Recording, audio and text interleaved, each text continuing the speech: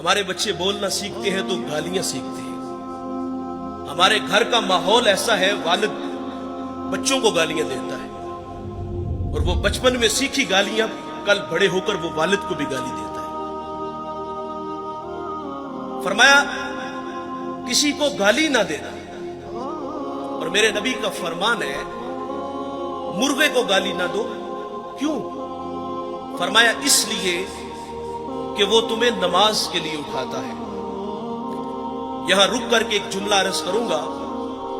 فرمایا مرغے کو گالی نہ دو، وہ تمہیں نماز کے لیے اٹھاتا ہے. آج لوگ علماء کو گالیاں دیتے ہیں جو لوگوں کو دین سکھاتے ہیں، جنہیں استنجا کرنے کا بھی پتہ نہیں نہ ہوتا، جو منہ میں آتا ہے وہ کہہ دیتا ہے. فرمایا پسو کو بھی گالی نہ دو. تعلیم تو یہ ہے کہ کسی پر لعنت بھی نہ کرو. سیدنا صدیق اکبر رضی اللہ تعالیٰ عنہ فرماتے ہیں ایک دن مجھے غلام پہ غصہ آ گیا اور میں نے اس پہ لعنت کر دی. تو نبی رحمت صلی اللہ علیہ وسلم فرماتے لعین وصدیقین کلا ورب الکعبہ. صدیق بھی ہو اور لعنت بھی کرے، رب کعبہ کی قسم ایسا ہرگز نہیں ہو سکتا. تو آپ جی ہی جی میں شرمسار ہوئے اور اس غلام کو آپ نے کفارے کے طور پہ آزاد کر دیا. جابر کو حضور نے پہلی نصیحت فرمائی کہ کسی کو گالی نہ دینا. دوسری نصیحت فرمائی کہ جابر نیکی کو حقیر نہ جاننا. ہم لوگ گزر جاتے ہیں اس خیال سے کہ بھلا اس کا اجر کیا ہوگا.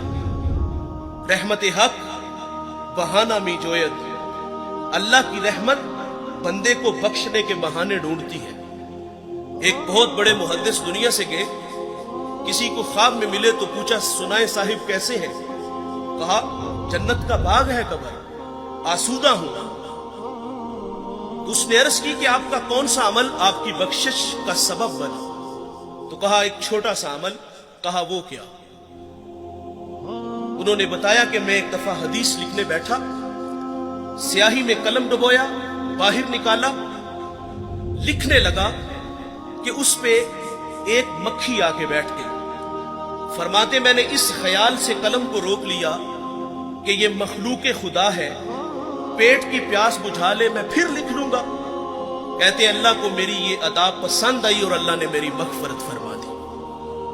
جابر کو حضور نے ایک اور نصیحت فرمائی کہ جابر بن سلیم جس سے بھی ملو تو خندہ پیشانی سے ملو.